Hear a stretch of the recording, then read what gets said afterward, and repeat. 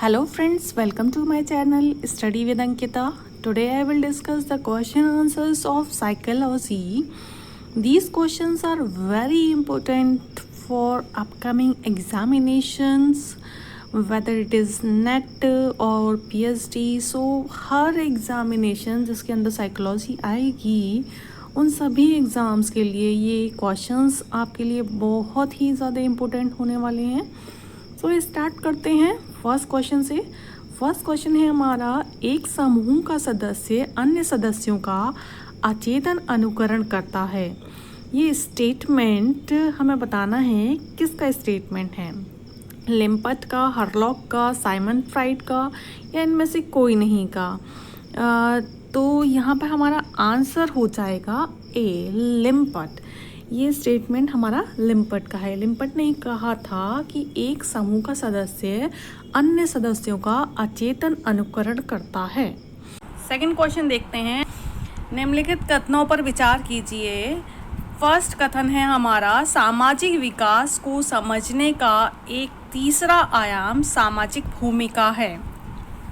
Second statement है हमारा, सामाजिक भूमिका सांस्कृतिक इकाई है और व्यवहार की अपेक्षा से समृद्ध है.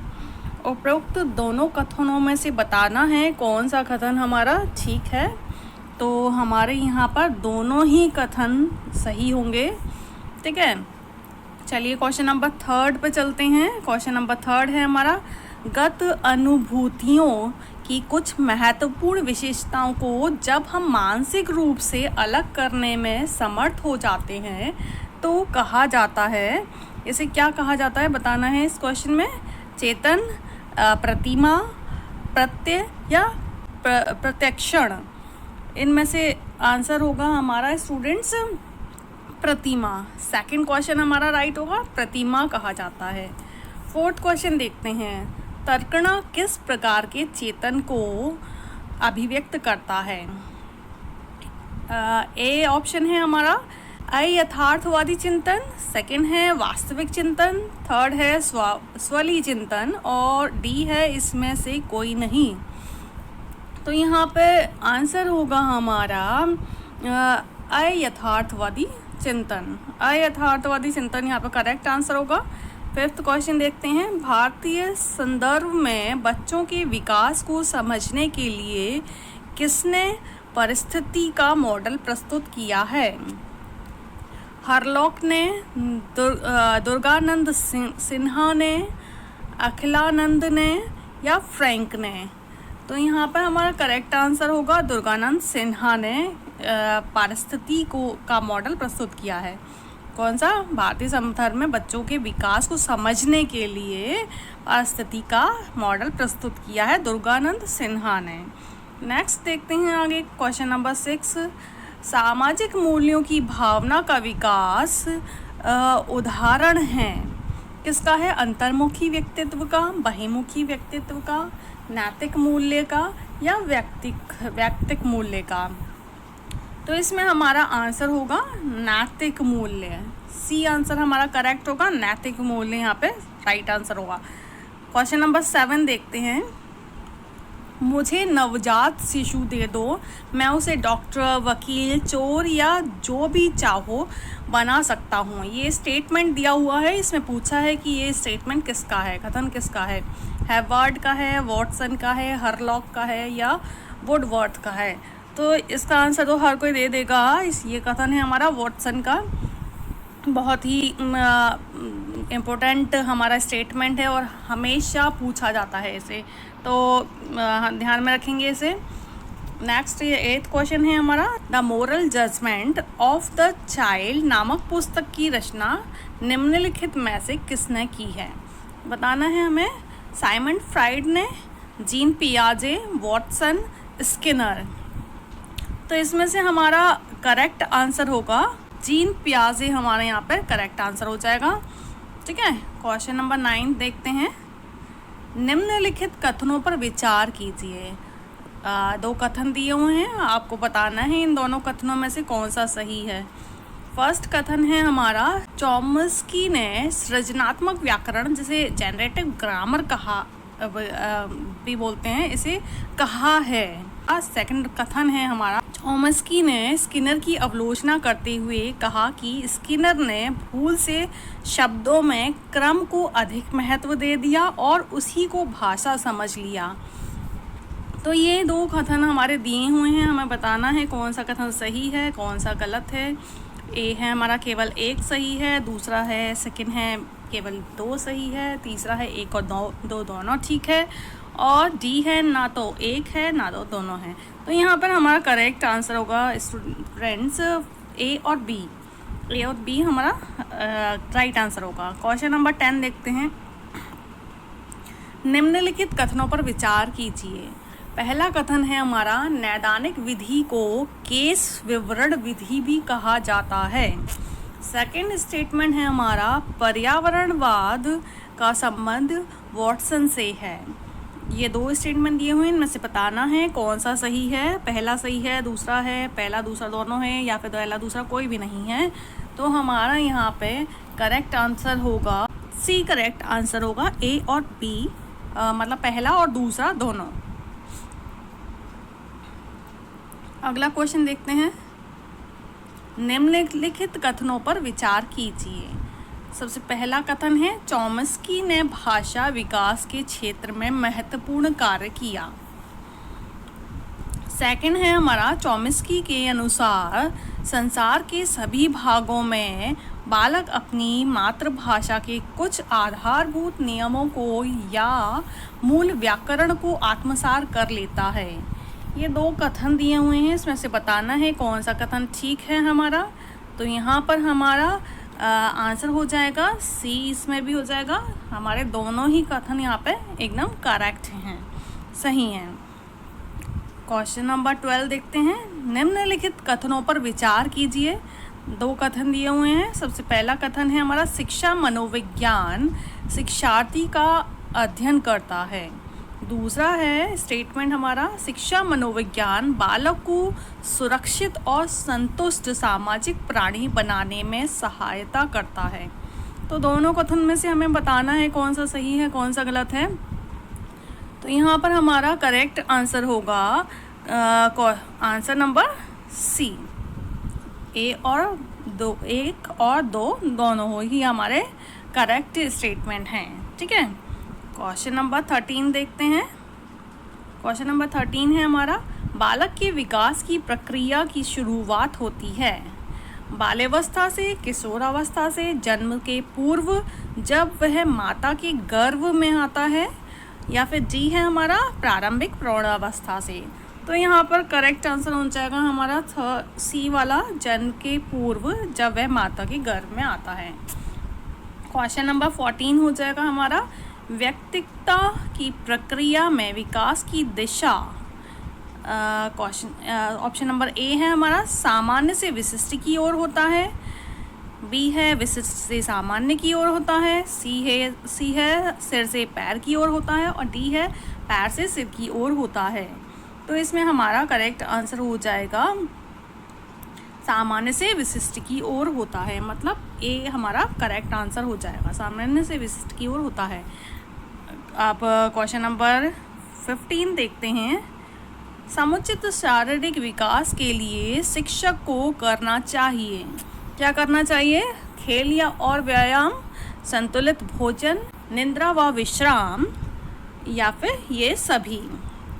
तो ऑब्वियसली सी बात है, चारों की चारों ऑप्शन हमारे करेक्ट लग रहे हैं। समुचित शारीरिक विकास के लिए हमें ये सारी चीज़ें करनी चाहिए, ठीक है।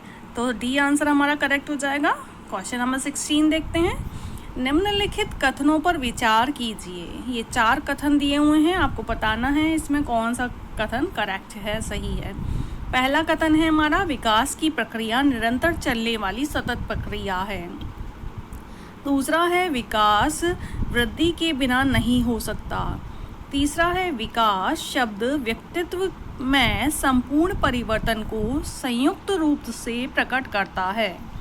फोर्थ है हमारा, विकास स्वावलंबन से परालंबन की ओर अग्रसर होता है। तो ये चारों कथनों में से हमें बताना है कौन सा हमारा करेक्ट आंसर है। ये चारों की चारों स्टेटमेंट हमारे करेक्ट होंगे। हमारा डी आंसर यहाँ पर सही है। क्वेश्चन नंबर 17 देखते हैं। निम्नलिखित कथनों पर विचार कीजिए। सबसे पहला है हमारा, संवेगात्मक विकास में शैशव काल का बहुत महत्व है। सेकंड है हमारा, मनोविश्लेषणवादियों के अनुसार तो भावी संवेगात्मक जीवन की आधारशिला शैशव में ही रख दी जाती है। थर्ड है, मातृ प्रेम से वंचित बालक में आगे चलकर असामाजिक होने की प्रवृत्ति दिखती है। तो ये 3 स्टेटमेंट हैं हमारे, हमें बताना है कि इसमें कौन सा सही है, कौन सा नहीं सही है। तो हमारा यहाँ पे करेक्ट आंसर डी हो जाएगा। ये सारे के सारे तीनों स्टेटमेंट हमारे करेक्ट हैं। चलिए आगे देखते हैं क्वेश्चन नंबर 18 पे। निम्नलिखित कथनों पर विचार कीजिए। फर्स्ट कथन है हमारा, शिक्षा मनोविज्ञान सामाजिक मनोविज्ञान का एक व्यवहारिक रूप है। सेकंड है, शिक्षा मनोविज्ञान में अधिगम और शिक्षण की प्रक्रिया से संबंधित बातों का अध्ययन नहीं किया जाता है। तो ये 2 कथन बताने, इसमें से असत्य कथन कौन सा है हमें ये बताना है इसमें। ठीक है, इसमें हमारा असत्य कथन है, इसमें हमारा सेकंड वाला बी ऑप्शन सही हो जाएगा, केवल सेकंड। दूसरा वाला जो स्टेटमेंट है वो हमारा असत्य है, यहाँ पर पहला वाला सत्य है। अगला क्वेश्चन देखते हैं। क्वेश्चन नंबर 19 है, मनोविज्ञान से संबंधित निम्नलिखित कथनों पर विचार कीजिए। पहला कथन है हमारा, बालकों के प्रति निष्पक्ष एवं सहानुभूति दृष्टिकोण का विकास करने में सहायक होता है। दूसरा है, शिक्षक को छात्रों के व्यवहार से संबंधित विभिन्न पक्षों के बारे में अवगत कराना। थर्ड है हमारा, शिक्षण प्रक्रिया की सफलता तथा असफलता के संबंध में वांछित जानकारी प्रदान करना। फोर्थ है हमारा, बालकों की वृद्धि विकास तथा उनके स्वभाव के बारे में ज्ञान प्रदान करना। उपयुक्त में से कौन सा कथन सही है? ये 4 स्टेटमेंट दिए हुए हैं, चारों में से कौन सा सही है ये बताना है हमें। आंसर नंबर डी, ये डी हमारा ऑप्शन एकदम सही होगा, मतलब हमारे चारों की चारों स्टेटमेंट एकदम करेक्ट हैं, सही कथन है। ठीक है, क्वेश्चन नंबर 20 देखते हैं। निम्नलिखित कथनों पर विचार कीजिए। पहला कथन है, मनोविज्ञान में संरचनावाद पहला ऐसा स्कूल है जो शैक्षिक वातावरण में स्थापित किया गया है। दूसरा कथन है, संरचनावाद स्कूल की स्थापना विलियम वुंड तथा टिचनर ने की थी। उपयुक्त कथनों में से कौन सा कथन सही है ये बताना है हमें। तो हमारा इसमें सी वाला ऑप्शन एकदम करेक्ट होगा। हमारे दोनों ही स्टेटमेंट एकदम करेक्ट हैं, दोनों स्टेटमेंट कथन सही हैं यहाँ पे। क्वेश्चन नंबर 21 देखते हैं। 21 है, निम्नलिखित कथनों पर विचार कीजिए। पहला कथन है हमारा, मूल प्रवृत्ति का सिद्धांत तथा समूह मस्तिष्क का प्रतिपादन हर्मिक मनोवैज्ञानिक ने किया। दूसरा है हमारा, अभ्यास प्रभाव का संबंध कालानुक्रमिक विधि से है। ये 2 स्टेटमेंट दिए हैं, दोनों स्टेटमेंट से हमें बताना है कौन सा स्टेटमेंट सही है। तो यहाँ पे हमारे दोनों ही स्टेटमेंट सही होंगे। आंसर नंबर सी करेक्ट होगा यहाँ पे। 22 क्वेश्चन देखते हैं। 22वां क्वेश्चन है, निम्नलिखित कथनों पर विचार कीजिए। पहला कथन है हमारा, मनोविज्ञान के उद्भव एवं विकास से बालकों को दंड एवं भय द्वारा नियंत्रित किया जाता है। दूसरा है, मनोविज्ञान ने शारीरिक दंड अथवा छात्रों के मन में भय उत्पन्न करने की युक्ति के स्थान पर प्रेम, प्रशंसा और प्रेरणा पर आधारित शिक्षण युक्तियों को प्रयुक्त करने पर बल दिया। तो ये 2 स्टेटमेंट दिए हुए हैं हमारे, दोनों में से बताना है कौन से स्टेटमेंट हमारा करेक्ट है। तो यहाँ पर हमारा आंसर हो जाएगा सी। ये हमारे यहाँ पे दोनों ही स्टेटमेंट सही हैं। अब नेक्स्ट क्वेश्चन देखते हैं, क्वेश्चन नंबर 23। निम्नलिखित कथनों पर विचार कीजिए। पहला कथन है शिक्षा उद्देश्य केंद्रित प्रक्रिया है। सेकंड है शिक्षा के निर्धारित उद्देश्यों की प्राप्ति मनोविज्ञान के अभाव में असंभव है। यहाँ पर ये दोनों स्टेटमेंट में पूछा है कौन सा स्टेटमेंट असत्य है। ठीक है, पहला और दूसरा दोनों ही असत्य हो जाएगा। हमारा यहाँ पे option number C correct answer हो जाएगा, मतलब पहला और दूसरा दोनों ही असत्य हैं यहाँ पर। 24 क्वेश्चन देखते हैं। बालकों के भाषा सीखने संबंधी शब्द भंडार पर निम्नलिखित में से किस विद्वान ने अध्ययन किया है? मैकनियर ने, सेकंड है ब्रूनर ने, थर्ड है पियाजे ने और डी है हमारा M.E. स्मिथ ने। तो इसमें हमारा करेक्ट आंसर हो जाएगा M.E. स्मिथ ने। डी ऑप्शन यहाँ पे सही हो जाएगा, M.E. स्मिथ। क्वेश्चन नंबर 25 देखते हैं। निम्नलिखित विद्वानों में से यह किसका मत है कि बालक वातावरण में भाषा सीखता है? ऑप्शन ए दिया है स्किनर का, बी है M.E. स्मिथ, सी है पियाजे, डी है ब्रूनर। तो यहाँ पे हमारा करेक्ट आंसर हो जाएगा स्किनर। स्किनर ने ये बताया है, ये स्किनर का ये मत है कि बालक वातावरण में भाषा सीखता है।